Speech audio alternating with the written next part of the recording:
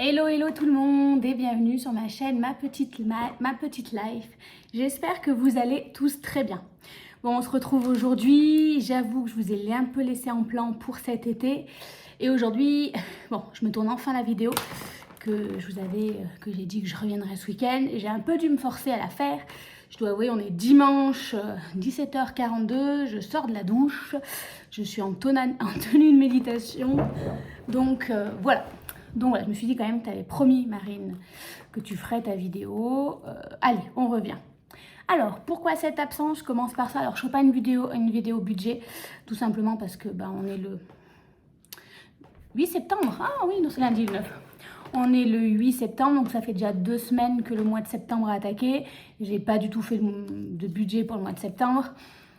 La flemme, tout simplement, en fait, de reprendre mes comptes à partir en fait là de mi-septembre. Je reprendrai tout simplement les bonnes habitudes mi-octobre. Non, pas mi-octobre, en octobre tout simplement. Donc je ferai bientôt une vidéo pour le budget du mois d'octobre, voilà, reprendre les bonnes habitudes au niveau du budget. Mais bon, voilà, je suis un peu en freestyle depuis janvier. Ouh là là, je suis fatiguée, on est dimanche soir, pardonnez-moi. Et en plus, je pense que je suis stressée de refaire une vidéo. En plus, là, je me vois en filmant, donc c'est un peu compliqué. Alors, pourquoi une vidéo si longtemps? Tout simplement, cet été, je suis partie directement la première semaine du mois de juillet. J'ai enchaîné directement, j'ai dû rester 2-3 jours chez moi avant de partir chez mes parents pour voir du monde. Alors que j'étais censée faire des allers-retours. En gros, je suis restée quasiment 3 semaines non-stop chez mes parents. Avoir du monde, des choses comme ça. Quand je suis revenue par ici, j'ai vu du monde par ici. J'ai dû rester grosso modo une semaine, je crois. Vous voyez, c'est flou dans ma tête et encore, je suis même pas sûre. Ensuite, c'est mes parents qui sont montés un petit moment ici. Ensuite, je suis partie voir une de mes collègues, une de mes amies, pardon, faut que j'arrête d'appeler les collègues, de mettre cette distance avec les gens. Une de mes amies dont je suis la marraine de sa fille, tout simplement parce que son compagnon reprenait, était pas loin d'accoucher, elle avait besoin qu'on l'aide.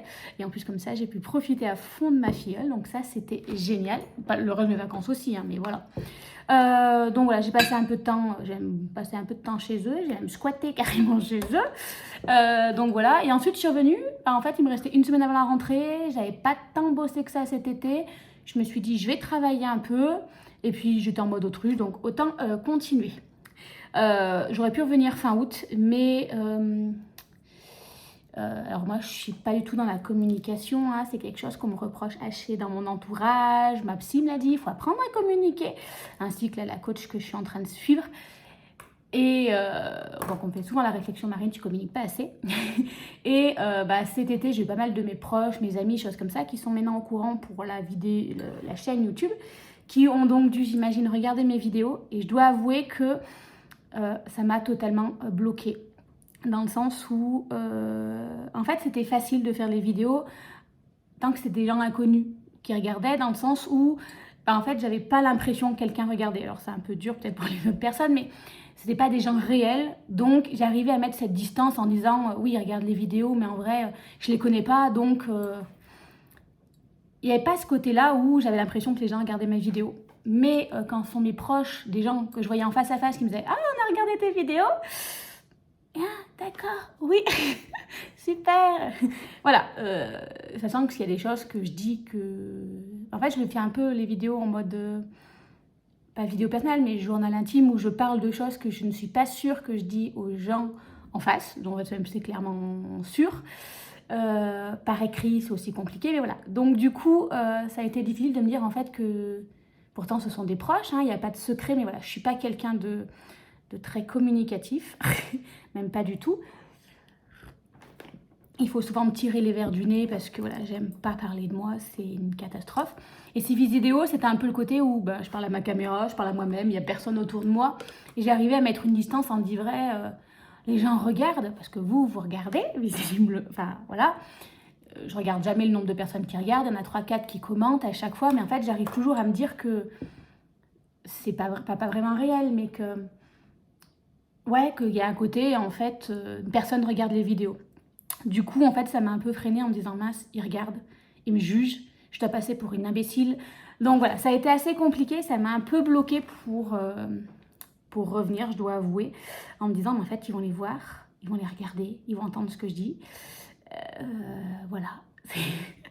Et je me suis dit, oh zut! Donc j'ai même hésité à jouer une période à tout fermer, à tout arrêter. Bon, après, j'ai essayé de me dire non, dans le sens où, avec une de mes amies qui vit pas bien loin de moi, dans le Cantal, enfin voilà, on s'est dit que cette année, alors on commence en septembre, mais il fallait qu'on se mette au défi.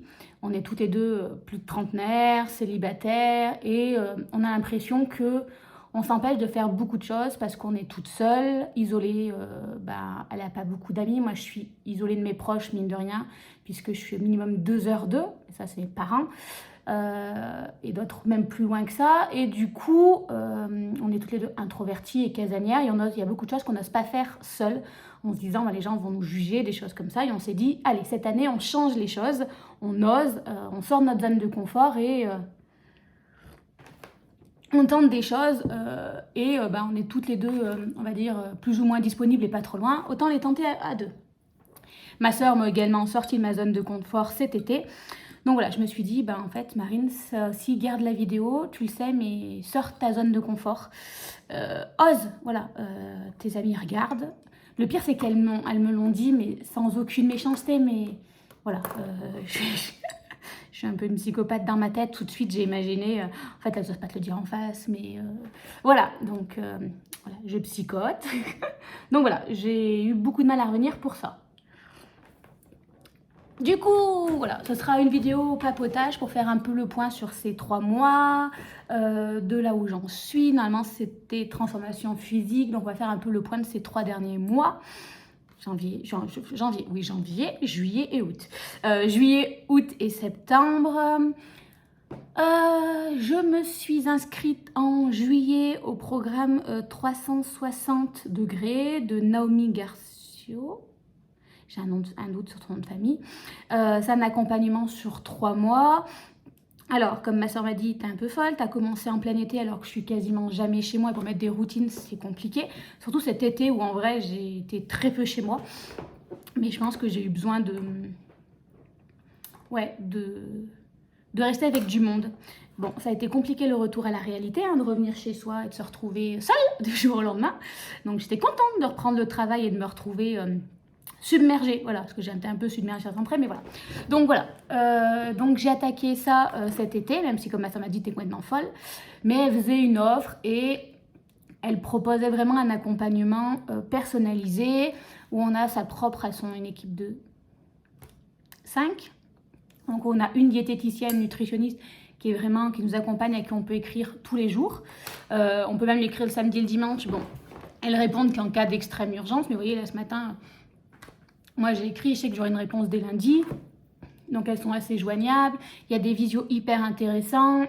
Il y a un bilan tous les 15 jours. Et c'est pas juste un accompagnement nutritionnel. Il y a aussi tout ce qui est digestion, ballonnement. Il y a tout ce qui est le côté émotionnel, psychologique et tout.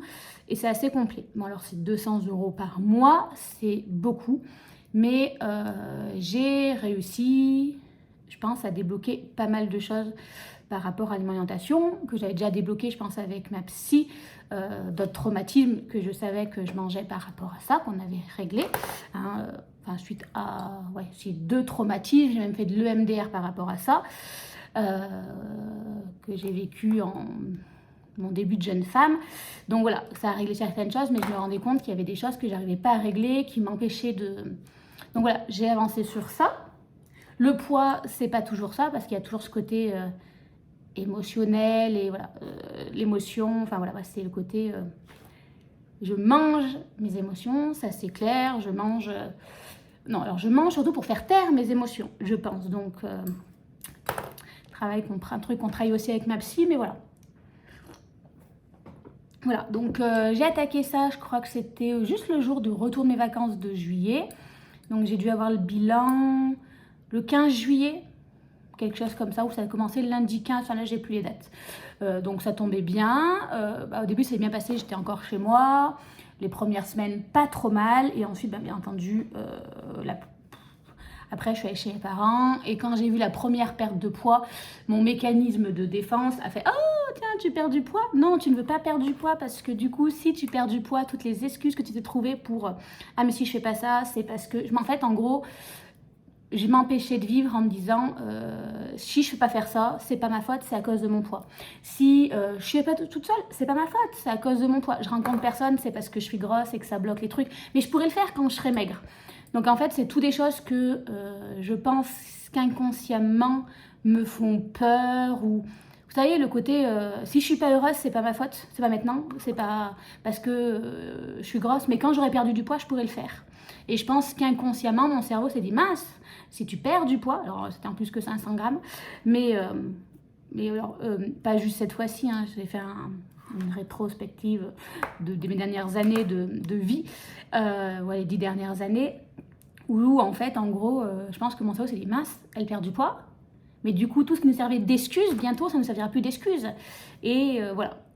Qu'est-ce qu'on va faire à ce moment-là? Donc, je pense que mon cerveau se met en mode zut, fais l'inverse, reprends du poids, comme ça au moins on est sûr, on est en sécurité et on ne sort pas de sa zone de confort. Genre, on ne prend pas de risque, puisqu'en gros, je reprochais tout à ouais, quand je ferai moins de 20 kilos, ça sera super. En gros, je ferai tout ce que là, je ne peux pas faire, mais qui me fait peur. Donc, du coup, je pense qu'il y a un côté de moi, je pense qu'il y a vraiment le côté émotionnel et psychologique qui me bloque dans ma perte de poids en me disant, en fait, je me protège derrière mon poids en me disant, là, je suis grosse, je peux rien faire, ma vie me convient pas, mais c'est pas grave, c'est parce que je suis grosse.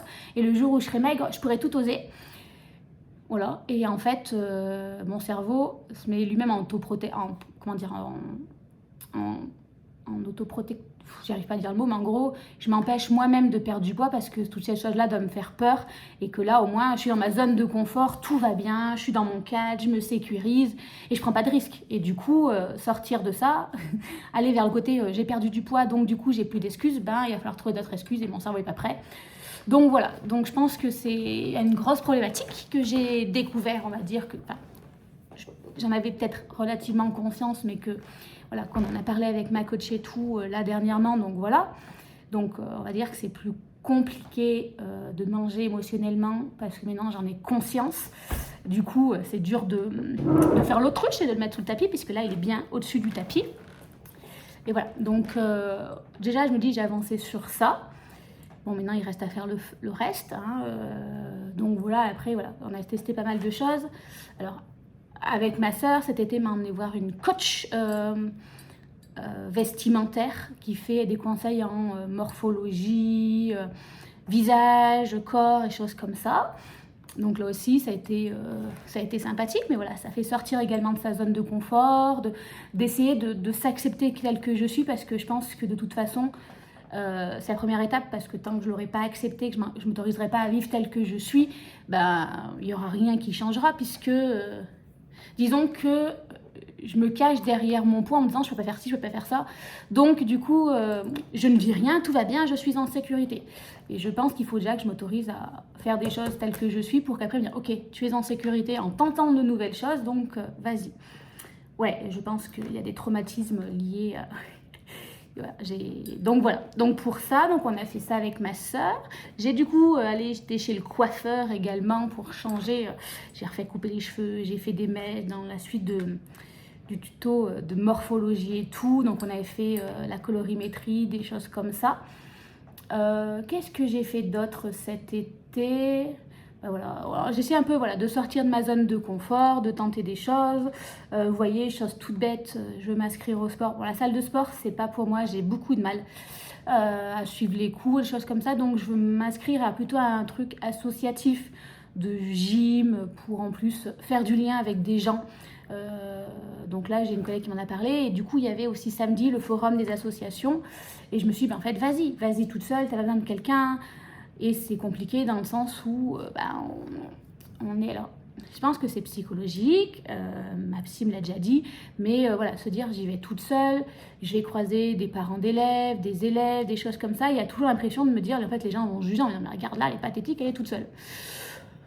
Et voilà, je sais que non, enfin, consciemment, comme m'a dit ma psy, vous passez votre temps à regarder les gens et à les juger, donc les gens ils ont autre chose à faire aussi.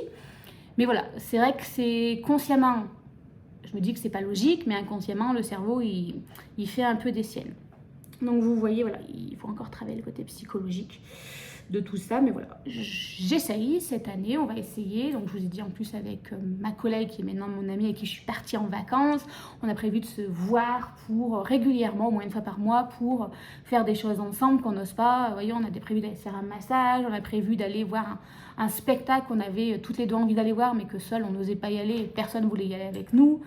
Bon, ça fait mal parce qu'en même temps, 1 heure de route, un soir, on le fera à 2, voilà. Donc, un peu ma résolution de cette année, c'est me dire de... Alors, pas spécialement... Alors, si, faire des choses toute seule, voilà. Mais aussi, te dire, il y a quelque chose qui te tente, ne pas y aller parce que tu te dis que tu es seule, en fait, propose à cet ami. Et on en a pas mal parlé cet été. On a passé une semaine de vacances ensemble où, en fait, on a fait une rétrospection en disant, en fait, il y a un moment, j'ose pas faire tel truc et je le mets de côté et je suis dégoûtée, mais j'ose pas y aller toute seule. Elle m'a dit, moi aussi. Et je suis en fait, on est trop bêtes. Bon, certes, on a 1 heure de route l'une chez l'autre. Mais je veux dire, on a chacune notre maison, donc on peut s'héberger. Et en fait, il faudrait autant s'écrire. Donc à part si c'est pour faire du saut élastique, comme je dis, tu peux me proposer tant que tu veux, je ne sauterai pas. Mais je veux dire, après, voilà, à part si tu m'enfermes dans une pièce avec des serpents ou un saut élastique, même si c'est pas le truc auquel j'aurais forcément pensé, je suis partante. Voilà, tant que c'est pas, voilà, comme je l'ai dit, des serpents, m'enfermer dans une pièce et du saut à l'élastique, mes plus grandes phobies. Voilà, je dis après, et elle m'a dit, mais en fait, moi pareil. Donc voilà, on va essayer de se faire ça pour se sortir et un peu vivre en fait, tout simplement, et ne pas juste attendre que les choses viennent toutes seules. Voilà. Mais du coup, tout ça a fait que niveau budget, avec les travaux de nous plus pour la maison, enfin, j'ai pas fait très attention au budget. Le compte épargne est en train de... Mais ça, je vous ferai peut-être plus un point niveau octobre, quand je ferai mon budget. Quand il fera beau, je pourrais aussi vous faire une petite visite un peu de l'avancée des travaux extérieurs de la maison. Ça a pas mal changé. En plus, on aura bientôt l'abri de jardin. Donc voilà un peu... où j'en suis en ce moment. Bon, en vrai, la vidéo va pas être si longue que ça. J'ai fait le tour, je crois. Après, je vais vous parler de tous mes états d'âme, des choses comme ça. Surtout maintenant, comme je vous dis, je sais que certains de mes proches regardent. Je me dis, mince, ils vont tomber sur ça. Et si je me plains, pourquoi je vais passer Une grosse ingrate. Mais voilà. Donc voilà, un peu pour ça que je me suis un peu absentée. J'ai eu besoin de faire un peu une introspection et puis en fait aussi tout simplement de profiter de mes proches. Et puis j'ai eu tellement du monde, je vous dis, enfin j'étais chez mes...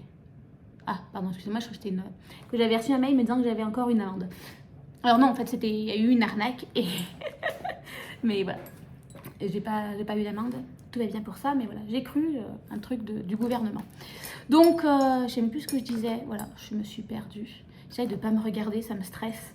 Donc voilà un peu, voilà, je me suis, j'étais en train de dire, voilà quoi un peu, je me suis absentée, besoin de faire une introspection, et du coup c'est dur quand on s'introspecte et qu'on se rend compte pas de ce qui va pas, mais que encore du travail à faire, et qu'on en fait mettre en avant les pas les lacunes, mais en avant les traumatismes. Alors c'est pas des, alors s'il y a des gros traumatismes, il faut que j'arrête de le banaliser et de le, non pas de le banaliser, mais de le minimiser, comme dirait ma psy. Et puis il y en a d'autres, des traumatismes de l'enfance, peur de l'abandon, des choses comme ça que peut-être tout enfant a, surtout peut-être enfant des années 90, je me sens vieille. Mais voilà, qui fait qu'en fin de compte, à 32 ans passés, bientôt, on n'a pas encore 30 ans, mon Dieu, pas 33 ans, l'année du Christ, l'âge du Christ, en fait ça me poursuit encore et ça n'a pas pourri ma vie, mais que mine de rien, ça m'empêche de faire pas mal de choses. Donc il y a eu cette grosse introspection et se dire ok, voilà. Donc quand tu fais une crise d'angoisse en te disant merde, que t'emmerdes tout le monde, ah c'est dû à ça, ah bah c'est super. Donc voilà, ça a été un peu, je vous dirais, je vais mal bouger cet été, j'ai vu du monde, mes proches, mais il y a eu quand même des gros moments de doute en me disant mais en fait... voilà, quand je suis allée chez mon amie une semaine chez elle, pourtant elle m'a invitée, c'est elle qui m'a dit mais viens, les choses comme ça. Il y a eu 5 jours avant, et 5 jours avant que j'y aille, où je me suis dit en fait, tu vas encore les faire chier, tu vas être dans leur pas toute la semaine, les pauvres ils t'ont toujours sur le dos, en plus t'as rien, enfin t'as rien à leur raconter, t'es inintéressante. Vous voyez, de grosses remises en question, non mais en fait, si je pouvais, j'aimerais bien être quelqu'un d'invisible et juste, ouais, me fondre dans le décor, passer totalement inaperçue. Et donc voilà. Donc un peu compliqué. Voilà, on fait du travail, mais alors c'est bien hein, de faire des introspections, mais voilà, parfois quand il y a des trucs qui remontent, ben, il faut réussir à le gérer et c'est pas si évident que ça. Voilà, j'en parlais avec une autre amie en disant, enfin parfois c'est bien de régler les choses.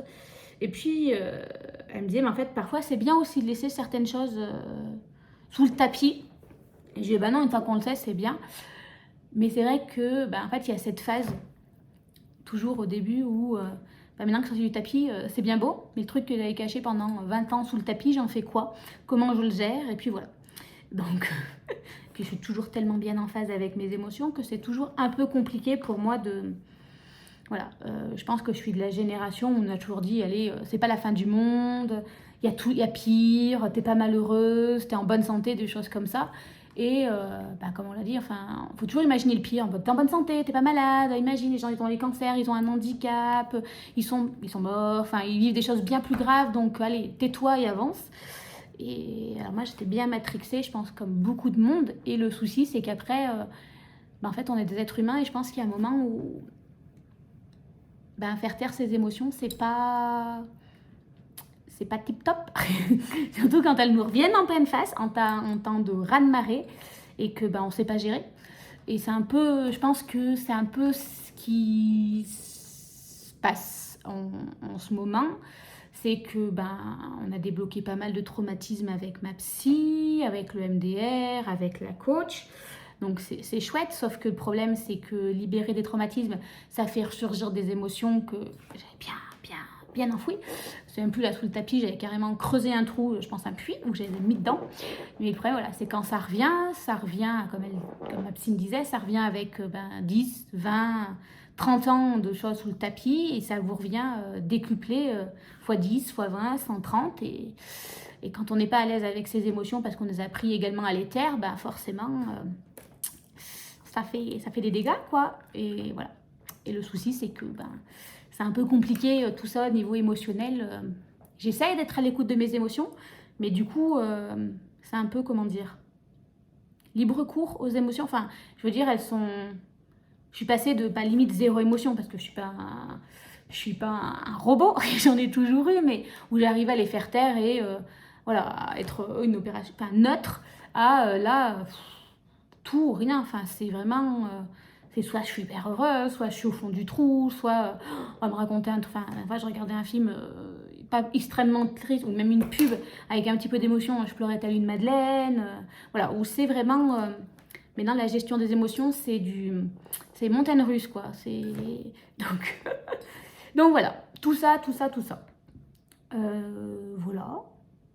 Je crois que j'ai fait le tour de tout. À ma rentrée, peut-être.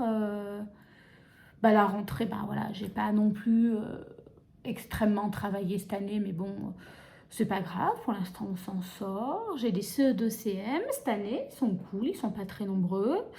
Un peu compliqué ce début d'année puisque mes CM2 sont très performantes et très opérationnelles, parce que ça fait 3 ans qu'elles m'ont, oui, comme enseignante, donc elles savent comment je fonctionne. Et l'année dernière, j'avais que des CM et j'avais un groupe très performant où du coup, je les ai nourris parce qu'ils étaient très demandeurs. Et là, reprendre avec des CE2 et j'ai un seul CM1 avec un handicap, c'est un peu plus compliqué, où c'est des CE2... ils sont mignons les CE2, mais ils sont nombreux, ils sont un peu plus bébés, ils sont un peu plus stressés, où du coup... ce qui, avec mes CM2, on prend le cahier de dictée, hop, c'est fait, elles savent comment il faut faire, il faut préparer la date et des choses comme ça. Les CE2, c'est je pose 3 fois, c'est celui d'ici le cahier, oui, c'est le cahier vert, mais vous le dites un, mais les autres sont tellement paniqués qu'ils sont en train de chercher dans leur casier qu'ils n'ont pas entendu, donc il faut répéter 15 fois que oui, c'est bien, oui, le cahier à chacun, expliquer où est la date, et puis je souligne en quelle couleur, tu soulignes déjà, c'est pas mal, mais voilà, où ça te rend, j'avais oublié l'année dernière, surtout qu'en plus les années d'avant, quand j'avais eu des années CE2, c'est mes CM2 de cette année, donc il y a 3 ans, et elles étaient que 3 par rapport au gros groupe, donc le gros groupe les avait emmenées avec elles dans la poussée, que là j'ai un gros groupe de CE2 par rapport à mes CM2, Et du coup, c'est plutôt haut qui tire et... Enfin, non, ça tire même pas. Enfin, ça fait bien 2 groupes distincts où mes CM2 veulent avancer. Et voilà. Et comme elles sont que 3, elles n'ont pas l'ascendant sur les CE2 au niveau groupe. Et les CE2, ben, ils essayent d'avancer à leur rythme. Mais voilà, on sent que ben, ils m'accaparent en mode maîtresse, c'est ça, maîtresse, c'est ça. Donc un peu submergée en ce début d'année. Mais ça va, il faut prendre son rythme. J'ai bien travaillé ce week-end pour bien tout remettre à jour. Ça ira. Il y a les évaluations nationales à faire passer à tous les groupes. Alors ça, c'est bien. Hein. Le principe en lui-même est sympa. Le problème, c'est que c'est pas conçu pour les enseignants qui ont des doubles. Alors, double niveau, encore, ça passe. Mais alors, triple niveau, je dois vous annoncer que ça commence à être un peu costaud. Puisqu'il y a beaucoup de choses où il faut que l'enseignant soit avec eux. On a très peu de jours de passation. Alors moi, j'avoue, j'ai triché. J'ai attaqué un peu en amont. Parce que, ben, vous voyez, vendredi soir, j'ai fait la lecture en fluence. Alors, j'ai pas beaucoup d'élèves, mais il y a des textes différents. Il faut les faire passer 1 minute. Et puis, en fait, il n'y a pas tant d'épreuves que ça qu'il faut faire en autonomie. Mais sauf que du coup, le temps de donner les consignes, de voir à la bonne page, de mettre le chrono à un groupe, j'ai pas le temps de donner la consigne à l'autre groupe, que c'est souvent des exercices qui durent moins de 5 minutes. Consigne et tout donné, donc en 5 minutes, j'ai pas le temps de lancer l'autre groupe. Donc, même si j'ai le temps d'en faire 2, pas le temps d'en faire un 3e, puisque le premier a fini, donc c'est assez compliqué. Je dois avouer que voilà, c'est bien. Moi, je trouve le système sympathique. Ça permet de, quand on a des nouveaux élèves, des choses comme ça, de les situer, de voir, ok, ça ils maîtrisent, là ils ont un peu plus des points faibles. Mais le délai est trop court et pas conçu pour quand on a un triple niveau. Vraiment pas. Donc, c'est vrai qu'ils sont mignons, que j'ai la chance d'être dans le Cantal. Et quand je leur dis, bon, écoutez, maîtresse, j'ai fini. Ok, alors là, il va falloir attendre 5 minutes parce que, voilà, ils lisent un livre, ils font leur page de garde. Bon, pas les CE2 parce qu'ils sont en mode panique en disant, maîtresse, elle n'a pas dit qu'on pouvait coller les pages de garde, donc on attend. Donc, ils sont mignons, ils attendent sagement, en papotant un petit peu encore, en chuchotant. Mais voilà, on n'est pas nombreux dans la classe et ils sont mignons. Mais je me dis,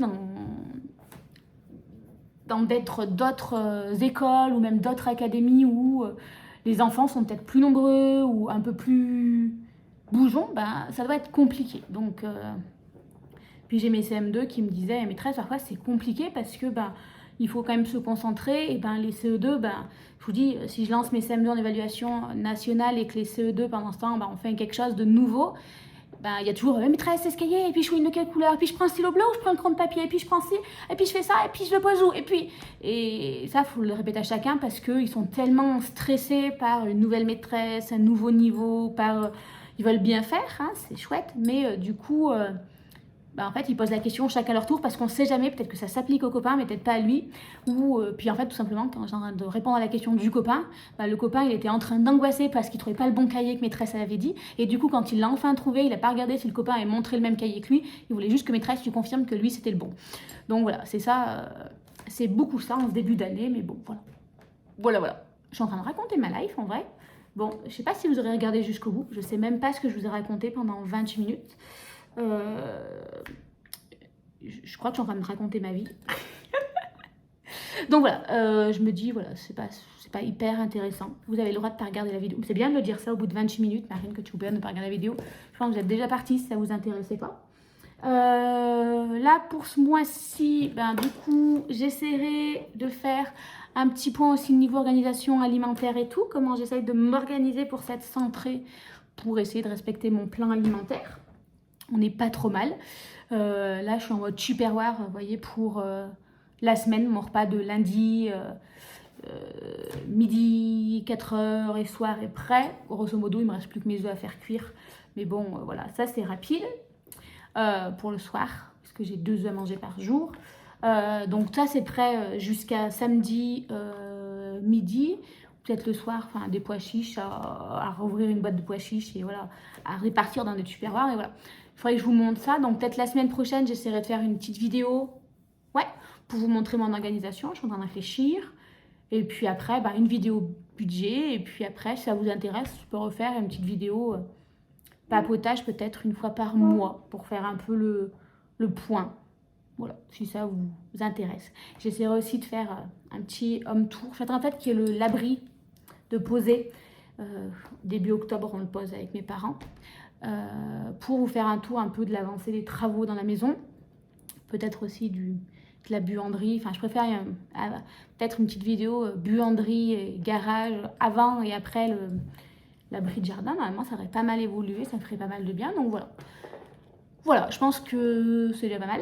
Si vous avez d'autres choses que vous avez envie de voir, n'hésitez pas. Je ferai pas un petit vlog de moi en train de travailler parce que j'aurai pas le temps. Vous m'aurez moi au début de la journée, moi à la fin de la journée, c'est tout. Avec mes tas de copies à corriger, mais voilà. Voilà. Je pense que j'ai fait le tour de tout. Pas passé grand chose en fait dans ma vie en 3 mois. J'aurais pu m'absenter 3 mois de plus et je pense qu'il n'y aurait rien eu de plus de nouveau. Voilà. Ouais, je vais m'arrêter là. Je suis en train de faire comme dans les vocaux avec une de mes collègues avec qui je parlerai beaucoup, où il y a des grands blancs. Donc là, quand je commence à faire ça, c'est qu'il faut le temps de s'arrêter. Donc voilà, merci à ceux qui ont regardé jusqu'au bout. J'espère que je ne vous aurai pas ennuyé. Ceux qui sont partis avant, de toute façon, vous n'êtes plus là, donc voilà. Et je vous dis à très vite pour une nouvelle vidéo, et je pense une vidéo budget. Ou peut-être organisation des repas. Je vous souhaite à tous de passer une belle semaine et on se dit à très vite. Bye bye!